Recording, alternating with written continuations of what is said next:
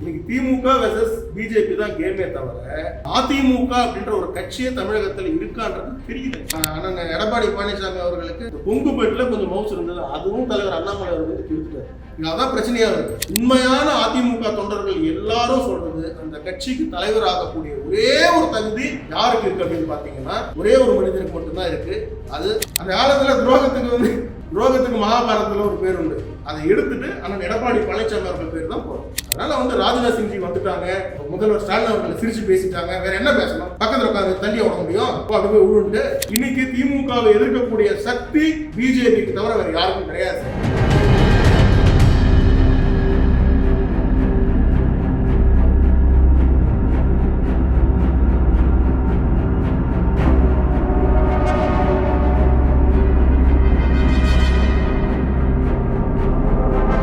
தமிழா பேசு குழுமத்தின் ஆன்மீக படைப்பு திருவருள் டிவி. புது பொலிவுடன் டிஸ்கிரிப்ஷன்ல லிங்க் கொடுக்கப்பட்டிருக்கு, கிளிக் பண்ணி சப்ஸ்கிரைப் பண்ணிக்கோங்க. நாங்க ஆல்ரெடி ஸ்டார்ட் பண்ணிட்டோம். ஏதாவது ஸ்டார்ட் பண்ணிட்டீங்க? அதாவது ஒவ்வொரு தொகுதி வாரியா தான் திருப்பி ஒரு பிளான் இருக்கு, அதை சொல்லுவாங்க. மாநிலத்தில் திரு அண்ணாமலை அவர்கள் அது வந்து அவர் வந்து லண்டனுக்கு போயிட்டு படிச்சுட்டு வந்த உடனே ஒரு கிளாரிட்டி கொடுப்பாரு, எல்லாரும் கொடுப்பாரு. நடைமுறைமா இருக்குமாங்க சார்? இல்ல அது வந்து வாகனம் இல்ல அது சொல்லுவார், அவர் சொல்லுவார், அது வந்து சொல்லுவார். வந்து அதுக்கான பிளான்லாம் போயிட்டு இருக்கு, அதுக்கான ஒர்க் நடந்துட்டு இருக்கு. அது உறுதியாக வந்து நம்ம அதுக்கான அது வந்து அவர் சொன்னாதான் அது கரெக்டாக இருக்கும், அதை அவர் சொல்லுவார். அதுபோல் வந்து இன்னைக்கு என்னங்க, திமுக வெர்சஸ் பிஜேபி தான் கேம். இன்னைக்கு திமுக வெர்சஸ் பிஜேபி தான் கேமே தவிர இன்னைக்கு அதிமுக அப்படின்ற ஒரு கட்சியே தமிழகத்தில் இருக்கான்றது தெரியல. ஒரு போராட்டம் அதிமுக எடுத்து சக்சஸ்ஃபுல்லாக பண்ணியிருக்கிறாங்களா? இன்னைக்கு ஒரே ஒரு இதுதான், நம்ம அண்ணன் எடப்பாடி பழனிசாமி அவர்களுக்கு அந்த கொங்குபேட்டில் கொஞ்சம் மவுஸ் இருந்தது, அதுவும் தலைவர் அண்ணாமலை அவர் வந்து கெடுத்துட்டாரு. அதான் பிரச்சனையா இருக்கு. என்னடா பண்றது? அங்கதான் நம்ம வந்து அங்கங்க போனோம். நாலு நீங்க பாருங்க சார், கடைசியா நம்ம அண்ணன் எடப்பாடி பழனிசாமி அவர்களை யாராவது ஒரு முக்கிய தலைவர்கள் போய் பார்த்துருக்கிறாங்களா? ஒரு மனு ஒரு ஜாதி சங்கமோ இல்லை வந்து ஒரு ஒரு மத சம்பந்தப்பட்ட ஒரு ஆட்களோ யாராவது போயிட்டு ஒரு மனு கொடுத்துட்டு இது எங்களுக்கு நிறைவேற்றி கொடுங்கன்னு கேட்குறாங்களா? ஒன்று திமுகவை கேட்குறாங்க, ஏன்னா அவங்க ஆளுங்கட்சியாக இருக்கிறாங்க. அதில் எங்களை கேட்குறாங்க, ஏன்னா நாங்கள் எதிர்கட்சி. இன்னைக்கு மக்கள் எங்களுக்கு தான் எதிர்கட்சி ஸ்டேட்டஸ் கொடுத்துருக்காங்க. நீங்கள் வேணா அசம்பிளியில் வந்து நான் தான் எதிர்கட்சி தலைவர்னு சொல்லிக்கலாம். ஏங்க நான் தேனியிலேருந்து சொல்கிறேங்க, இன்னைக்கு தேனியிலேருந்து சொல்கிறேங்க. உண்மையான அதிமுக தொண்டர்கள் தான் எல்லா அமைச்சர்களோட நான் பழகிருக்கேன். எல்லாரும் இப்பயும் டச்சில் தான் இருக்கிறாங்க. எல்லாரும் சொல்றது ஒன்றே ஒன்று தான், உண்மையான அதிமுக தொண்டர்கள் எல்லாரும் சொல்றது அந்த கட்சிக்கு தலைவர் ஆகக்கூடிய ஒரே ஒரு தகுதி யாருக்கு இருக்கு அப்படின்னு பாத்தீங்கன்னா ஒரே ஒரு மனிதனுக்கு மட்டும்தான் இருக்கு. அது அண்ணன் ஓபிஎஸ் அவர்களுக்கு தான், தவிர வேற யாருக்கும் கிடையாது. எடப்பாடி பழனிசாமி அவர்களுக்கு இன்னைக்கு ஐடென்டி கிரைசிஸ். அதான் பிரஸ் முன்னாடி வந்து என்ன சொல்றாரு, நாங்க எங்க தலைவர் அவர்கள் வந்து ராஜ்பவனுக்கு வந்து இவர் ஸ்டாலின் அவர்கள் வந்து வரமாட்டேன்னு சொன்னதுக்கு வந்து நாங்கள் பேசி என்னமோ லாபி பண்ணி செட் பண்ணி கொடுத்தோம். இதெல்லாம் தேவையா? இதெல்லாம் வந்து முன்னாடி முதலமைச்சர் பேசக்கூடிய பேச்சா இது? நாங்கள் வந்து அவங்களுக்கு ஏதோ ஃபேவர் பண்ணுறோமா? எங்கள் 2 பேருக்கு வந்து ஒரு சீக்ரெட் அலைன்ஸ் இருக்கா? 2017 இதே மாதிரி கமமரேட்டிவ் காயின் வந்து எம்ஜிஆர் அவர்களுக்கு கொடுத்துருக்குறோமே. அப்போ என்ன அதிமுகவும் பிஜேபி அலைன்ஸில் இருந்தோமா? நாங்கள் அலைன்ஸ்லையா சார் இருந்தால்? 2019 தான் அலைன்ஸு. 2017 நீங்கள் கேட்டீங்க கொடுத்தோம். இந்த 100 ரூபீஸ் கமமரேட்டிவ் காயின் வந்து ஒரு அது வந்து அது அப்ளிகேஷன் ப்ராப்பராக இருந்து அதுக்கான டாக்குமெண்ட் ப்ராப்பராக இருந்து கவர்மெண்ட் அப்ளை பண்ணால் யாருக்காக இருந்தாலும் கிடைக்காது.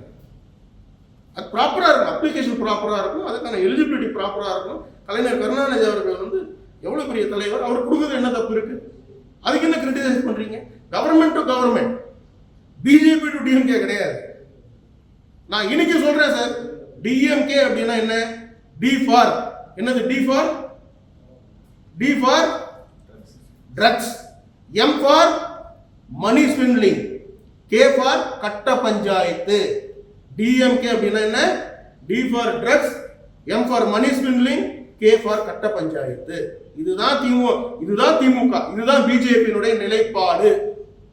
பிஜேபியினுடைய ஸ்போக்ஸ் பர்சன் சொல்றேன். ஸோ இதோ ஒரு நல்ல விஷயம் பண்ணிட்டோம். நீங்க கூட தான் ஸ்கூட்டர் கொடுத்தீங்க. பிரதமர் நரேந்திர மோடி அவர்கள் வந்து நிற்கலையா? ஏங்க ஒரு உண்மையை சொல்றேங்க, எல்லாம் என்ன சொல்றாங்க, பார்த்தீங்களா கலைஞர் கருணாநிதி அவர்கள் கொடுத்துட்டாங்க, ஸ்டாலின் அவர்களும் முதல்வர் அவர்களும் ஐயா ராஜ்நாத் சிங் அவர்களும் 2 பேரும் ஃப்ரெண்ட்லியா பேசிக்கிறாங்க. மேடம் ஜெயலலிதா அவர்களை பார்க்கறதுக்கு வரலையா பிரதமர் நரேந்திர மோடி அவர்கள்? வரலையாங்க? வீட்டுக்கு வந்து சந்திச்சுட்டு போலியா? அவங்க எங்களோட கூட்டணியில் இருந்தாங்களா? சொல்லுங்க.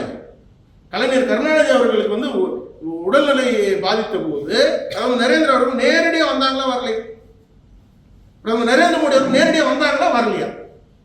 நேரடியா வந்து அவர்கிட்ட என்ன பேசினாரு கொஞ்சம் ஞாபகப்படுத்தி பாருங்க. ஏன்னா பிரதமர் நரேந்திர மோடி அவர்களை பொறுத்த வரைக்கும் ஒரு அரசியல் கட்சி தலைவராக பார்ப்பாங்க. எங்களுக்கு 2 பேருக்கும் ஒரு பொலிட்டிக்கல் டிஃபரன்ஸ் இருக்கலாம், அது டிஃபரெண்ட். பட் பப்ளிக் லைஃப்னு வந்த அப்புறமா அவர் ஒரு தலைவராக தான் பார்ப்பாங்க. நீங்க ஏன் கூட வந்துருங்க. ஐயா கலைஞர் கருணாநிதி அவர்களுக்கு என்ன சொல்றாரு பிரதமர் நரேந்திர மோடி அவர்கள், நீங்க ஏன் கூட வந்துருங்க டெல்லிக்கு, நான் பார்த்துக்கிறேன் உங்களை அப்படின்னு சொல்றாரு. அப்ப நாங்க 2 பேர் அதுக்கப்புறம் வந்து நடந்த எலெக்ஷன் நாங்க 2 பேரும் கூட்டணி வச்சுக்கிட்டோமா? அரசியல் நிலைப்பாடு வேற, அரசாங்கம் வேற. உங்க மாநில தலைவர் போயிட்டார், அந்த இடத்துல பாத்தீங்களா சிரிச்சு பேசிட்டு இருக்காரு, வணக்கம் சொல்றாரு. ஏங்க ஒரு கல்யாணத்துக்கு போறீங்க, இவர் நம்ம ராஜ்நாத் சிங் அவர்களை சொல்றாங்க, அவர் என்ன அப்படி பாராட்டி பேசுறாரு. இப்ப நம்ம பத்திரிகை நம்மளால சொல்றாங்க, அவங்க வந்து நமக்கு ஆகாத ஒரு யாரோ இருக்காங்கன்னு வச்சுக்கீங்களா, அவங்க கல்யாணத்துக்கு அவங்க தலைமையில கூப்பிடுறாங்க. இப்போ நான் போறேன்னு வச்சுப்போம், எனக்கு அவங்க ஆகாது, ஆனால் கூப்பிடுறாங்க, நீங்க வாங்க, நீங்க தான் உங்க ஊர்ல பெரியவர், நீங்க வந்து கல்யாணம் பண்ணிடுவீங்கன்றாங்க. அங்க போயிட்டு நீங்க 1 மாசத்துல பிரிஞ்சுடுவீங்க, 1 மாசத்துல டைவர்ஸ் வாங்கிடுவீங்க, உங்க புருஷன் 1 மாசத்துல எங்கேயோ ஓடி போயிடுவான். இப்படி சொன்னா நல்லாவா இருக்கும்? கல்யாணத்துல போயிட்டு நமக்கு பிடிக்கலனாலும் நம்ம என்ன சொல்லணும், நல்லா வாழ்வீங்க, 100 ஆண்டு சிறப்பா இருப்பீங்க, நல்ல குழந்தை குட்டியோட நல்லா இருப்பீங்க, நல்ல சொத்து, நல்ல ப்ராஸ்பரஸா, நல்ல சந்தோஷமா இருப்பீங்க, இப்படிதானே சொல்லணும். அதுதானே சொல்லியிருக்காரு. அது வந்து ஒரு அரசியல், ஒரு டீசென்சி, ஒரு டிக்னிட்டிங்க. அது சரி, அது எப்படி தெரியும் அண்ணன் எடப்பாடி பழனிசாமி அவர்களுக்கு? அதான் இல்லையே. துரோகத்துக்கு அந்த காலத்துல துரோகத்துக்கு மகாபாரதத்துல ஒரு பேர் உண்டு. அதை எடுத்துட்டு அண்ணன் எடப்பாடி பழனிசாமி அவர்கள் பேர் தான் போடணும். துரோகி அப்படி என்றால் எடப்பாடி பழனிசாமி தான் நம்ம போடணும். யாருக்கு நீங்க உண்மையா இருந்திருக்கிறீங்க? உங்களுக்கு பதவி கொடுத்தவங்களுக்கு உண்மையா இருந்தீங்களா? கிடையாது. உங்க தொண்டர்களுக்கு உண்மையா இருந்தீங்களா? கிடையாது. கூட்டணி வேண்டாம்னு உடைச்சிட்டு போனது நீங்களா நாங்களா? வேண்டாம் எதுக்கு எடுத்தாலும் அண்ணன் ஜெயக்குமார் அவர்கள் அனுப்பிடுவாங்க முன்னாடி. ஏன்னா அவர் தான் அந்த நார்த் சென்னையில வெட்டியா உட்காந்துருப்பாரு. வேலையே இல்லாத ஒரு ஆள் யாருன்னு பாத்தீங்கன்னா அதிமுகல மற்றவங்க எல்லாம் ஏதாவது வேலை செஞ்சுட்டு இருப்பாங்க. அவர் எம்எல்ஏ கூட கிடையாது நினைக்கிறாங்கல்ல, எம்எல்ஏ தோத்துட்டாருல, அவர் எம்எல்ஏ கூட கிடையாது, சும்மா உட்காந்துருப்பாரு. அவர் தான் ஒரு எதுக்கு எடுத்தாலும் வந்துட்டு அண்ணாமலை அவர்கள் திட்ட வேண்டியது, பிரதமர் நரேந்திர மோடி அவர்கள் திட்ட வேண்டியது.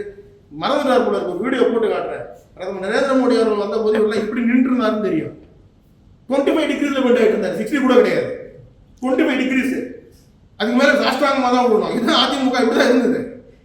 நீங்க வந்து என்னதான் வந்து நீங்க வந்து எங்களை வந்து நீங்க கிரிட்டிசைஸ் பண்ணிக்கிட்டு தலைவர் அண்ணாமலை அவர்களை கிரிட்டிசைஸ் பண்ணி இன்னைக்கு நான் சொல்றேன் சார், 2026 தேனியில சொல்றேன், என்ன மாற்றத்தை உருவாக்குவோம் பாருங்க. 2026 தமிழகத்துல பிஜேபி ஆட்சி அமைக்கும். தீய சக்தியான திமுகவை எதிர்த்து பிஜேபி ஆட்சி அமைக்கும். இதுதான் உண்மை. அதனுடைய முதல்வர் வேட்பாளர் மிக திறமையானவர்களா இருப்பாங்க, இளைஞரா இருப்பாங்க. இதெல்லாம் நல்லது நடக்கும். இதுதான் எதிர்பார்க்குறீங்க தமிழக மக்கள், இதான் எதிர்பார்க்குறீங்க. இதெல்லாம் நல்லது நடக்கும். அதனால வந்து ராஜ்நாத் சிங்ஜி வந்துட்டாங்க, வந்து முதல்வர் ஸ்டாலின் அவர்களை சிரிச்சு பேசிட்டாங்க. வேற என்ன பேசணும்? பக்கத்தில் உட்காந்து தள்ளிய விட முடியும்? அப்படி போய் விழுந்துட்டு அப்படியே சிரிச்சுக்கிட்டு தான் பேச முடியும். வேற எப்படி பேச முடியும் சொல்லுங்க? அப்படித்தானே பேச முடியும். அதனால வந்து நாங்க தெளிவா இருக்கோம் சார். இன்னைக்கு திமுகவை எதிர்க்கக்கூடிய சக்தி பிஜேபிக்கு தவிர வேற யாருக்கும் கிடையாது சார். நான் சொல்றேன், இன்னைக்கு ஏடிஎம்கே வாங்க வேண்டிய ஓட்டு கூட வாங்கல சார். இன்னைக்கு வந்து எம்பி எலெக்ஷன்ல இங்க வாங்க வேண்டிய ஓட்டு கூட வாங்கல. நான் சொல்றேன், கோயம்புத்தூர்ல நீங்க டீலிங் போட்டீங்க டிஎம்கேவோட. நான் சொல்றேன், நீங்க ஏன்னா நாங்க வந்து இன்சார்ஜா இருந்தேன், நான் பார்த்தேன்ல, எலெக்ஷன் ஆஃபீஸ் இன்சார்ஜ், நான் ஸ்டேட் எலெக்ஷன் கேம்பெயின் இன்சார்ஜ். நீங்க எடுத்து பாருங்க டிஎம்கே ஓட் பேங்க் எல்லாம் லோக்கல்ல அங்கங்க இருக்கக்கூடியவங்க, வேலுமணி, தங்கம் எல்லாம் பாத்தீங்கன்னா டீலிங் டிஎம்கேவோட. நீங்க வந்து எங்க கட்சியை பத்தி பேசுறீங்களா? நான் பேசுறேன் நல்லா இருக்குமா? நீங்க அமித்ஷாஜி அவர்கள் வீட்டு முன்னாடி கேட்ல எவ்வளவு நேரம் நின்னீங்கன்னு பேசுனா நல்லா இருக்கும் சொல்லுங்க. எல்லாம் தெரியும், இருந்தாலும் பேசாமையா இருக்கிறோம். அரசியல் ஒரு நாகரிகம் ரொம்ப இம்பார்ட்டன்ட். நீங்க அந்த நாகரிகத்தை தாண்டி வந்தீங்கன்னா நாங்க வருவோம். எப்படி நீங்க ஆட்சியை காப்பாத்துனீங்க எல்லாம் நாங்க பேசணுமா? இதுல நல்லா இருக்கு. அதனால வந்து ஒரு அண்ணன் எடப்பாடி பழனிசாமி அவர்களை பொறுத்த வரைக்கும் ஐடென்டி கிரைசிஸ் அவருக்கு. இன்னைக்கு தலைவர் அண்ணாமலை அவர்களை பத்தி பேசலைன்னா அவருக்கு இன்னைக்கு அங்கீகாரம் கிடையாது. இந்த கொங்கு பெல்ட்லாம் முடிஞ்சு போச்சுங்க. ஆல்ரெடி யாரும் அவர் மதிக்கிறது கிடையாது, எந்த நிகழ்ச்சிக்கும் அவர் கூப்பிடுறது கிடையாது. அந்த சமுதாய மக்களை அவர் வந்து ஒரு இதுவாக கூட பார்த்துருக்கிறேன். நீங்கள் சொல்லுங்க, அண்ணன் எடப்பாடி பழனிசாமி அவர்கள் கலந்து கொண்ட கொங்கு பெல்ட்ல கலந்து கொண்ட ஒரு நிகழ்ச்சி காட்டுங்க 2 வருஷத்துல, ஒரு நிகழ்ச்சி, கட்சி நிகழ்ச்சி இல்லாம. அங்க இருக்கக்கூடிய முக்கியஸ்தர்கள் கூட, கோயம்புத்தூர், அந்த ஈரோடு, சேலத்தில் இருக்கிற முக்கியஸ்தர்கள் கூட அவங்களுக்கு சம்பந்தப்பட்ட ஒரு மிகப்பெரிய நிகழ்ச்சி நடத்தும் போது அங்க தலைவர் அண்ணாமலை அவர்களை கூப்பிடுறாங்க, அன்புமணி அவர்களை கூப்பிடுறாங்க, வந்து சீமான் அண்ணன் எல்லாம் கூப்பிடுறாங்களே தவிர இபிஎஸ் யாரும் வரல. காணுமே. உங்களுக்கு ஐடென்டிட்டி கிரைசிஸ் சார். நீங்க ஃபர்ஸ்ட் போயிட்டு உங்க கட்சியை நீங்க இது பண்ணிக்கிங்க. நான் திருப்பி சொல்றேன், அதிமுகவின் உண்மை தொண்டர்கள் எல்லாம் நம்மளோட பேசிட்டு தான் இருக்கிறாங்க. எங்க போட போறோம், எல்லாம் நண்பர்களாக தான் இருந்தோம், எல்லாம் பேசிட்டு இருக்கிறாங்க. முக்கிய தலைவர்கள் எல்லாருமே இவரோட பேசிட்டு இருக்காங்க. எல்லாரும் சொல்றது இவருடைய தலைமை எங்களுக்கு ஆகாது சார், எங்களுக்கு தேவை அண்ணன் ஓபிஎஸ் அவர்கள், அவரோட தலைமை. ஏன்னா அவரை தான் அம்மையார் ஜெயலலிதா அவர்கள் நம்பினாங்க. எங்க யாருங்க முதல்வர் ஆக்கினாங்க? அண்ணன் இபிஎஸ் அவர்கள் முதல்வர் ஆக்கினாங்களா? யாரை முதல்வர் ஆக்கினாங்க? அண்ணன் ஓபிஎஸ் அவர்கள் தான் முதல்வர் ஆக்கிட்டு போனாங்க. அவங்களுக்கு ஒரு கடினமான ஒரு சூழ்நிலை வரும் பொழுது, ஒரு இக்கட்டான சூழ்நிலை வரும் பொழுது உங்களை நம்பலையே, நீங்களும் தானே இருந்தீங்க. அப்ப நீங்க என்ன பண்ணிட்டு இருந்தீங்க? லாஸ்ட் ரோ அங்கதான் இருந்தார் அண்ணன் எடப்பாடி பழனிசாமி அவர்கள். நீங்க இன்னைக்கு வந்து என்ன பேசிட்டு இருக்கிறீங்க? ஆனால் நாங்கள் தெளிவா இருக்கிறோம். 2026 தேவையான எல்லா வேலைகளையும் ஆரம்பிச்சுட்டோம். பிஜேபி தலைமையில் மிக அருமையான பிரம்மாண்டமான ஒரு கூட்டணி அமைப்போம். தீய சக்தியான திமுகவை வீட்டுக்கு அனுப்பிட்டு பிஜேபி தலைமையில் ஆட்சி அமைப்போம் என்பதுதான் உறுதியா சொல்றேன். உலக தமிழ் சொந்தங்களுக்கு வணக்கம். நான் ராஜவேல் நாகராஜன். பேசு தமிழா பேசு வலையொலியுடைய வளர்ச்சிக்கு நீங்களும் உறுதுணையாக இருக்கணும்னு நினச்சிங்கன்னா இந்த வீடியோடைய டிஸ்கிரிப்ஷனில் இருக்கக்கூடிய ரேசர் பே லிங்கை கிளிக் பண்ணுங்கள். அந்த லிங்க்கில் போயிட்டு உங்களுக்கு விருப்பமான தொகையை பேசு தமிழா பேசுவனுடைய வளர்ச்சிக்கு உங்களுடைய பங்களிப்பாக நீங்கள் கொடுக்கலாம். நன்றி, வணக்கம்.